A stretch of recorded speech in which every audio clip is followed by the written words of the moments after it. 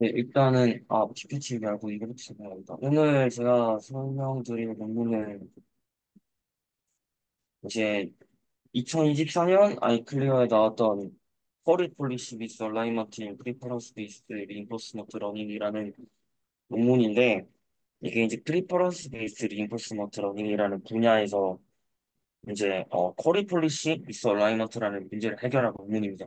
근데 이거를 이제 얘기하기 위해서는 이제 일단 기본적으로 이 프리퍼런스 베이스드 인포스먼트 러닝이 뭔지 알아야 되겠고, 어, 그런 배경 지식이 좀 필요해가지고, 제가 아무래도 이번 주 세미나 자료를 만드는 김에 이 부분에 대해서, 세미나 자료 미리 만들어 놨습니다. 해가지고, 논문 말고 이제 PPT 띄워가지고, 설명드리는 방향으로 진행해 보도록 하겠습니다.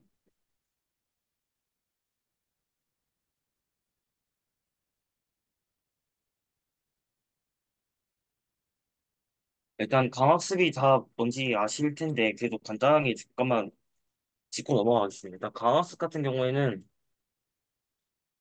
저희가 이 에이전트가 환경과 상호작용하면서 이제 앞으로 받을, 이제 상호작용하면서 이제 보상을 받지 않습니까? 그리고 이 앞으로 받을 누적 보상, 앞으로 내가 게임 시작했을 때 얼마만큼 더 점수를 받을 수 있느냐. 이거 이제 누적 보상 GT라고 하는데, 이 누적 보상을 이제 최대화하는 게 이제 강학습의 목적입니다. 즉, 이 확률 변수 GT는 내가 현재 시점부터 앞으로 얼마만큼 보상을 받을 수 있겠다를 나타내는 확률 변수입니다. 그럼 이 확률 변수를 최대화하기 위해서 이제 어떻게 진행을 해야 되느냐? 데이터를 활용을 해야 되겠죠. 그래서 이 데이터 같은 경우는 어떻게 쌓이냐면, 이 에이전트가 환경과 상호작용할 때 처음에 환경으로부터 이 상태를 받습니다. 현재 내가 어디 있다. 이런 상태를 받으면은 에이전트는 이 상태를 기반으로 행동을 선택하게 될 거고, 이 현재에서 행동을 선택한 것에 대한 대가로 보상을 받게 되겠죠. 그리고 그 보상을 받으면서 다음 상태로 이제 이동을 하게 될 겁니다. 그렇게 해서 저희가 현재 상태에서 어떤 액션을 취했고, 그 보상을 받고 다음 상태로 가는 것을 이제 데이터로 강학습에서는 흔히 경험이라고 합니다.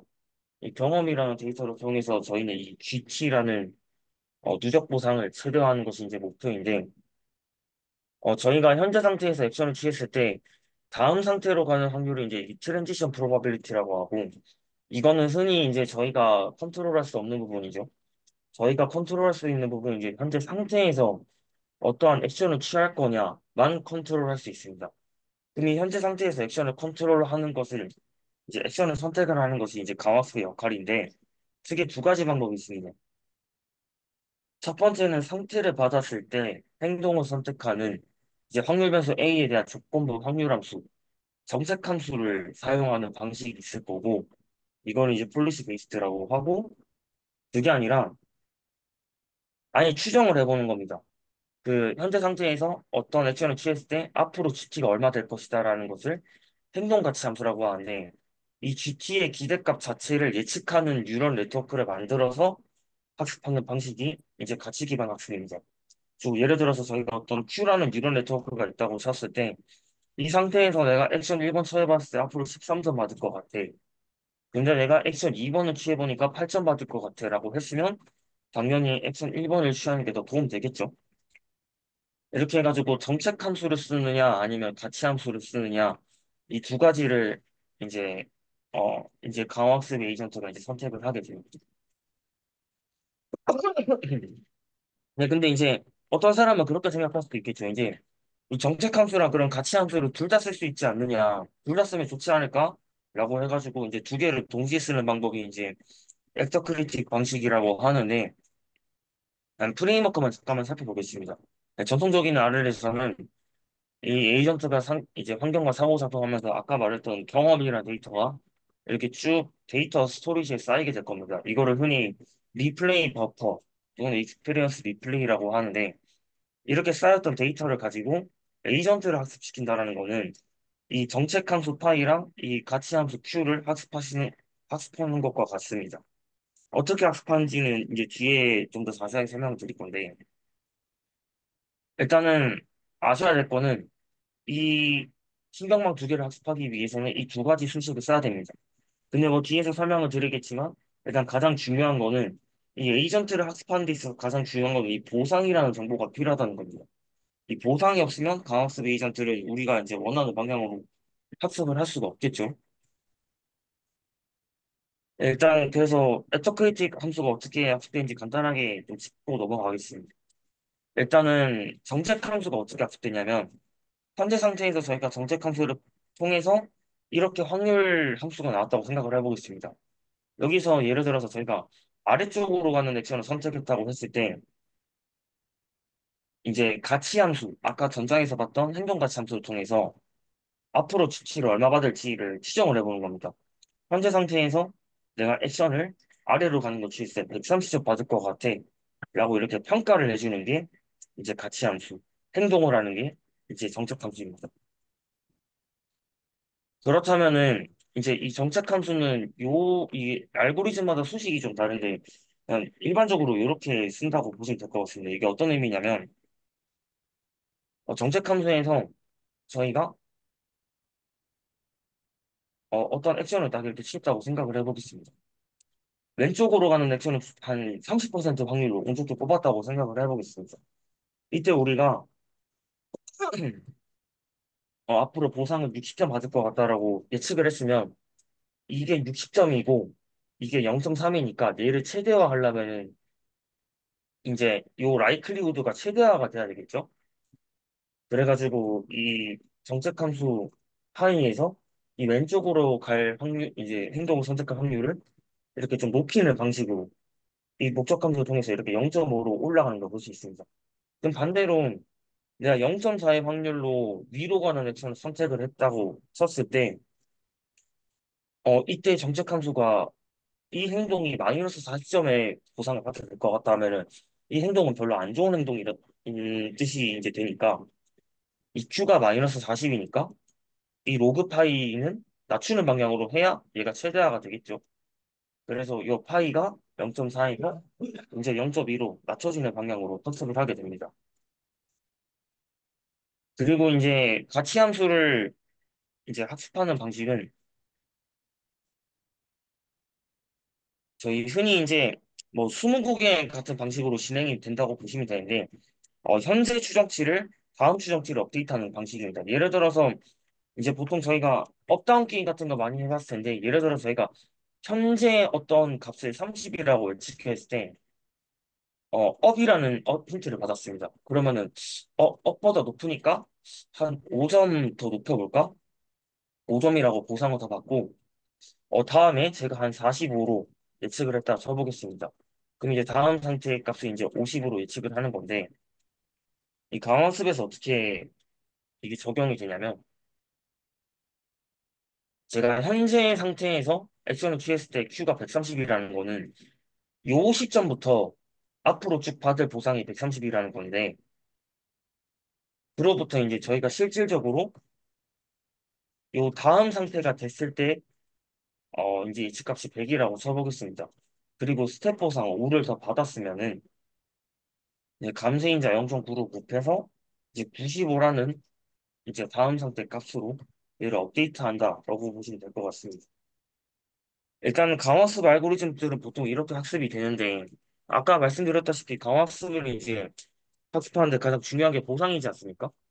근데 실질적으로 이렇게 버튼을 누르거나 문을 열거나 창문을 여는 이런 간단한 행동을 하는 것만 해도 이 보상을 정의하는 게 상당히 까다롭습니다.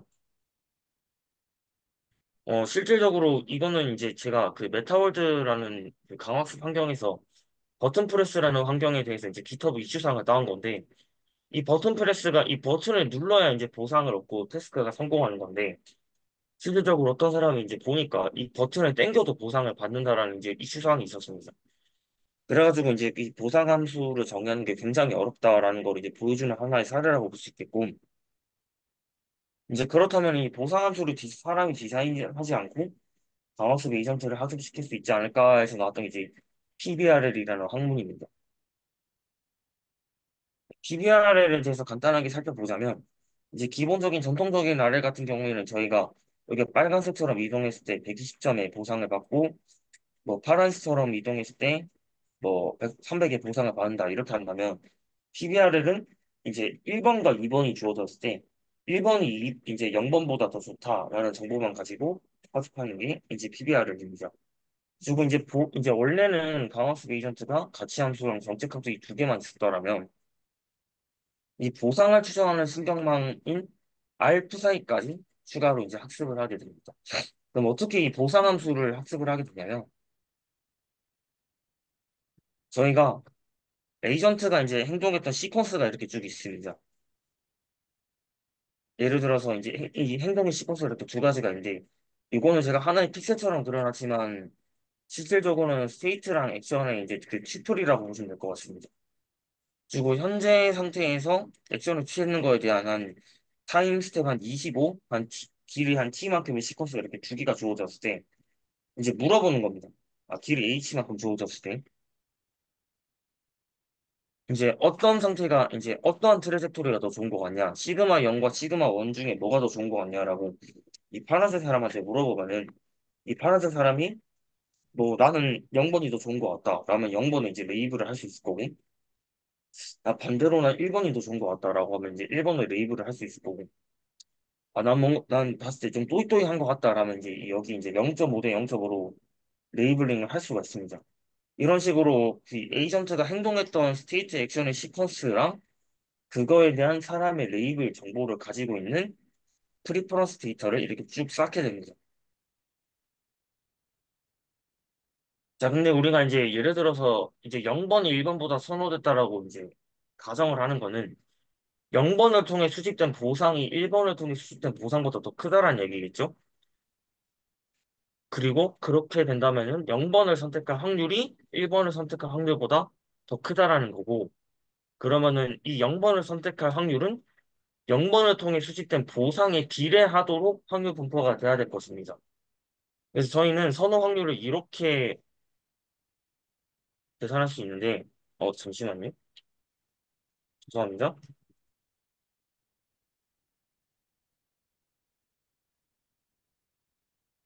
죄송합니다. 약간의 문제가 있었는데,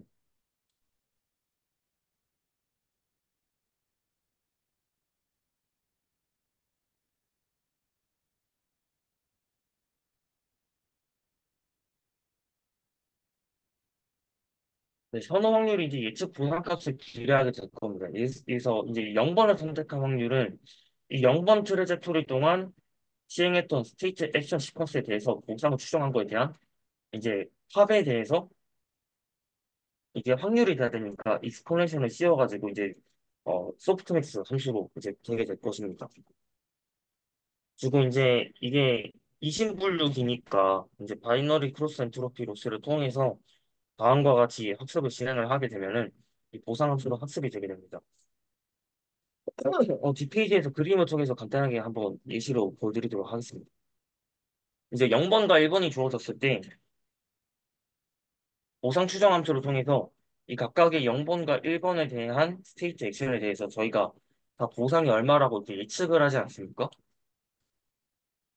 그러면 이제 이 트레젝토리별로 이제 보상을 합을 하게 될 거고 예를 들어서 10과 15가 나왔다. 그럼 이제 여기다가 이제 익스포넨셜을 씌워가지고 이제 확률 분포를 구할 수 있겠죠. 근데 예를 들어서 실질적으로 이제 사람이 1번이 더 좋다라고 레이블링을 달았으면은 요 값은 커져야 될 거고 요 값은 작아져야 될 거니까 이제 크로스 엔트로피 로스를 통해서 이제 학습을 하게 되면 여기 10이었고 여기 15였던 게 이렇게 학습을 통해서 2랑 30으로 이렇게 격차가 벌어지는 것을 알 수 있습니다. 이렇게 해가지고 이제 리워드 에스티메이터를 사람의 선호에 맞추는 방향으로 학습을 할 수 있고 이렇게 만들었던 리워드 에스티메이터를 통해서 일반적인 강화학습 알고리즘에 끼워 맞추면 그게 이제 PBR이라고 보시면 될 것 같습니다. 그리고 프레임워크를 한번 보시면 이제 기존 강화학습 같은 경우에서는 이제 이렇게 상태랑 보상과 액션 이렇게 상태와 행동, 보상에 대한 데이터가 쭉 들어가가지고 데이터를 쭉 쌓은 다음에 강학습 에이전트를 학습시키고 다시 경험을 쌓고 하는 방식이라면 PBR에서는 일단 기본적으로는 보상이 주어져 있지 않다라고 가정을 합니다. 그럼 이제 보상 없이 에이전트가 쭉 행동만 해가지고 이렇게 데이터 셋을 쌓은 다음에 이 중에서 저희가 이 스테이트 액션 시퀀스를 페어링 해가지고 일부를 뽑습니다. 뽑은 다음에 사람한테 이제 물어보는 겁니다. 이제 1번, 2번 중에 뭐가 좋아 하면 1번 좋고, 5번, 3번 중에 뭐가 좋아 하면 이제 뭐 3번이 좋다 이런 식으로 레이블링을 하게 되면은 전장에 봤던 이제 크로스 엔트로피 로스를 통해서 리워드 에스티메이터를 학습을 하고, 이 학습된 리워드 에스티메이터를 통해서 이 리플레이 버퍼에 있는 모든 요 데이터에 대해서 리워드 값을 달아주게 됩니다. 이 달아준 리워드 데이터를 통해 가지고 이제 다시 한번 이제 저희 에이전트인 가치 함수랑 정책 함수를 학습시키고 다시 이 학습된 에이전트를 가지고 데이터를 쌓고 하는 과정을 이제 반복을 하게 되는 겁니다. 근데 언제까지 이렇게 사람이 쭉 이렇게 레이블을 달아줄 수는 없으니까 이제 어느 정도 이제 레이블링을 진행을 해서 보상함수가 어느 정도 학습이 됐으면 이제 보상함수 그냥 학습된 것만 가지고 쭉 데이터가 쌓은 거 가지고 보상을 예측을 해서 보상 집어 넣어주고 에이전트 학습하고 하는 방식으로 시행이 되게 됩니다. 네, 그래가지고 이제 수많은 PBRL 알고리즘들이 나왔었는데 이제 살펴볼 논문들은 이제 그중에 대표적인 QPA라는 논문으로 보시면 될 것 같습니다.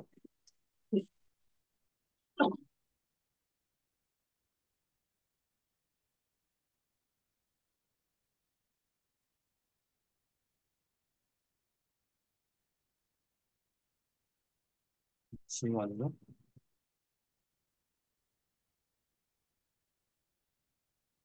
일단 그 QPA에 대해서 간단 이제 지금부터 이제 좀 시작을 해보겠습니다. 이제 좀 시간이 많이 흘러가지고 빨리 진행하겠습니다. 이제 QPA에서는 기본적으로 PBR을해서 아까 저희가 그 데이터 이제 비교할 데이터를 뽑는 건 이제 쿼리 샘플링이라고 하는데 기존 PBR에서 이제 많은 쿼리 샘플링 기법들이 있었습니다. 근데 이렇게 이 쿼리를 샘플링하는 기법들이 이제 실질적으로는 좋은 데이터를 추출하지 못한다라고 이제 얘기를 해가지고 이는 실질적으로 우리가 알아야 할 이 정책 함수가 배우고 싶은 것과 상관이 없는 도움이 크게 되지 않는 쿼리들이 추출되기 때문이기 때문이고 이를 이제 쿼리랑 폴리시가 이제 일치하지 않는다. 쿼리 폴리시 미스 어라이먼트라고 정의를 합니다. 그리고 실질적으로 이 정책 함수가 원하는 쿼리, 정책 함수가 원하는 그 이진 비교 데이터를 추출하는 것이 이제 QPA라고 보시면 되겠습니다. 아, 네. 그래서 이제 잠깐 보자면은 이제 그 이게 에이전트가 가야 되는 방향인 건데 이제 그 에이전트가 이 방향으로 이제 이쪽 데이터를 많이 방문한다고 쳤을 때 기존의 이제 PBR의 방법론들 같은 경우에는 이제 얘가 좋아라고 이제 비교를 하는 겁니다. 실질적으로 에이전트는 이쪽으로 잘 가지도 않는데 얘랑 비교해봤자 이제 별 의미가 없지 않습니까? 그리고 실질적으로 QPA 가고 싶은 거는 요 에이전트가 가는 방향에 있는 데이터 얘가 좋아를 이렇게 비교하는 게 이제 QPA가 하고 싶은 이제 그 연구 방향인 겁니다. 그리고 그럼 기존의 PBR에서는 어떤 식으로 이제 쿼리를 샘플링을 하냐면은 이제 가장 대표적인 거는 그냥 유니폼하게 뽑는 거죠. 저희가 이렇게 한 99개 트레젝토리가 이게 에피소드라고 보시면 될 것 같습니다. 이 99개, 한 총 100개 에피소드가 있다고 봤을 때 여기서 길이 H 프라임만큼 크로핑을 해가지고 여기서 일부 떼오고 뭐 여기서 일부 떼오고 해가지고 이렇게 쭉 데이터를 만들 수 있지 않습니까? 이런 식으로 유니폼하게 뽑는 방식이 있을 거고 근데 유니폼하게 뽑는 것보다 좀 더 좋은 방식이 있겠죠. 이제 액티브 러닝에서 고안됐던 것 중에는 이제 디서그리먼트 샘플링이라고 있는데 이거는 이제 리워드 모델을 앙상블을 만드는 겁니다. 일단은 기존에 앙상블을 만들어가지고 리워드 모델 앙상블에 대해서 이 각각의 앙상블을 통해서 뭐가 좋은지 예측을 할 수 있지 않습니까? 예를 들어서 이 0번 길이 비교한 것에 대해서 리워드 에스티메이트 1번은 뭐 1번이 좋았다. 그리고 뭐 리워드 에스티메이트 2번은 뭐 둘 다 비슷한 것 같다. 3번은 얘에 대해서 뭐 좀 얘가 많이 좋은 것 같다. 이렇게 볼 수 있을 겁니다. 이런 식으로 쭉 봤을 때 이 리워드 에스티메이터끼리 서로 의견이 안 맞는 게 이제 실질적으로는 가장 불확실한 거니까 그게 가장 좋은 컬이지 않겠냐라는 게 디서그리먼트 샘플링입니다. 여기 보시면은 이두 번째에 대해서 이 각각의 세 개의 리워드 에스티메이터의 예측값이 다 다르게 분포되는 걸 알 수 있습니다. 이제 이렇게 예측값이 좀 의견 차이가 많이 나는 거. 디서그리먼트가 큰 거를 이제 선택을 하자는 게 이제 디서그리먼트 샘플링입니다. 해가지고 한 원본에서 한 몇 배만큼 뽑아온 다음에 그중에 탑 K에게만큼 뽑아가지고 하는 게 이제 디스어그리먼트 샘플링인 건데, 기존에는 그 유니폼이랑 디스어그리먼트 두 개로 이제 수행을 되셨습니다. 근데 QPA에서 실제로 실험을 해보니까 이 디스어그리먼트 샘플링이랑 유니폼 샘플링을 해봤을 때 실질적으로 에이전트가 많이 방문하는 이쪽에 대해서 이제 그 쿼리를 추출하는 게 아니라 잘 방문하지 않는 그 이중단지 같은 곳에서 이제 쿼리를 추출하고 있다라고 이제 얘기를 하고 있습니다. 그리고 실질적으로는 이 정책 함수랑 이 폴리시가 가는 방향, 이 폴리시가 가장 행동할 것 같은 현재 폴리시와 가장 비슷한 쿼리를 추출하는 것이 이제 학습에 도움이 된다라고 이제 얘기를 하고 있습니다. 그럼 이제 현재 폴리시랑 가장 비슷한 쿼리는 뭐냐라고 하면 그냥 가장 최근에 수집된 것끼리 비교하면 된다라고 이제 얘기를 하고 있습니다. 왜냐하면 과거에 쌓았던 데이터는 이제 이게 폴리시는 임프루브먼트 하면서 과거 데이터랑 이제 유사도가 멀어질 거니까 그냥 가장 최근에 쌓였던 것만 가지고 이제 쿼리를 추출하자라고 하는 게 이제 쿼리 폴리시 얼라이먼트 이제 QPA 방법론입니다. 다시 한번 이제 쿼리 폴리시 미스 얼라이먼트라는 상황에 대해서 잠깐 보자면 현재 이전트가 여기까지 왔는 상황이라고 봤을 때 이제 현재 폴리시랑 먼 쿼리를 추출한다는 거는 이 시그마 0번과 시그마 1번이 여기서 멀리 떨어져 있는 거를 이제 물어보는 거고, 이제 현재 폴리시랑 비슷한 쿼리를 추출한다는 거는 여기 근처에서 행동하는 거에 대한 이제, 어, 쿼리를 물어보는 게 이제 현재 폴리시랑 비슷한 쿼리를 추출한다는 겁니다. 이건 제가 메타월드에서 이제 가져온 건데, 이 현재 코런트 폴리시가 이 창문을 여는 테스트에서 창문까지 가는 건 잘 하고 있습니다. 창문까지 이 팔이 가는 건 잘 하고 있다면은 이 창문을 여기까지 갖는 거에서 여기서 이제 행동하는 걸 찾아야 되는데 여기 나쁜 커리 같은 경우에는 실질적으로 여기까지 가지도 않는 거를 물어보는 거죠. 근데 진짜 좋은 커리는 여기까지 가는 거랑 비슷하게 요 근방에서 행동하는 커리만 가지고 물어보는 게 이제 좋은 커리다라고 얘기를 하고 있는 겁니다. 그리고 그럼 어떻게 하느냐? 기존의 유니폼 샘플링에서는 뭐 한 토탈 트레스토리 한 토탈 에피소드 100개 가지고 추출을 했다면 여기서 여기 그 최근 100개가 아니라 최근 10개만 가지고 하자라는 게 이제 QPA입니다. 굉장히 간단하죠?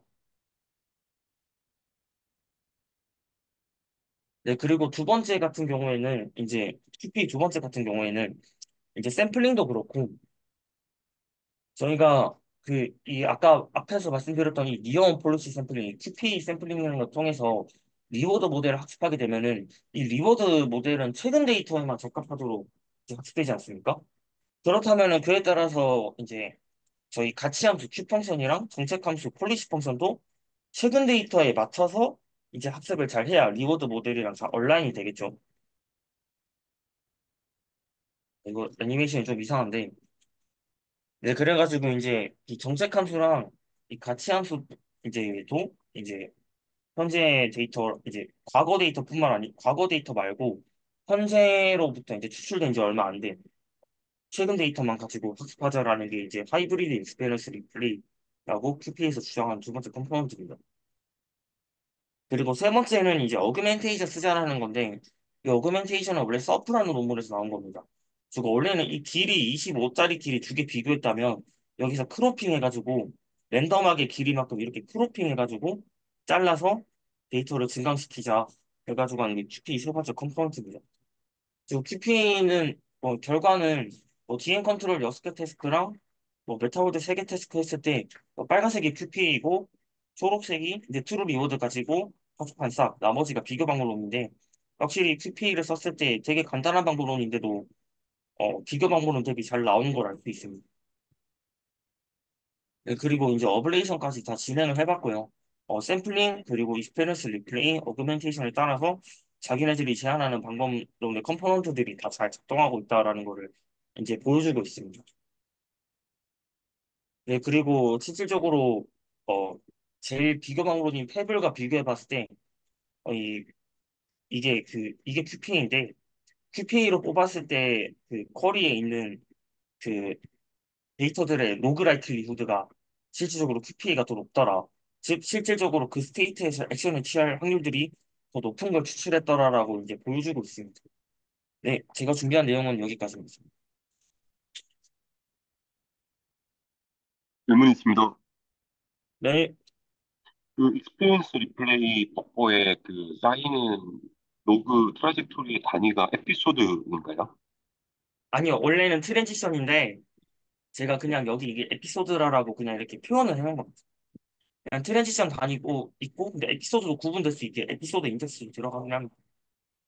그러면 이게 니온 펄시라고 해서 에이전트가 현재 이제 그 어떤 정책을 학습하고 있는데 네, 정책이 유도하는 트라젝토리 쪽으로만 샘플링을 해서 리워드 모델을 학습한다라고 했는데 이게 그 네. 우리 보면은 그 큐리오시티 뭐 드리븐이라고 해서 그 안 가본 데를 많이 가보는 거를 장려하는 강학습 주류도 있잖아요. 그렇죠. 근데 이제 그거랑 좀 반하는 거 같긴 한데 네. 그거에 대한 이제 트레이드오프가 좀 있지 않을까라는 생각이 들어서 생각이 아, 어떤지 궁금해요.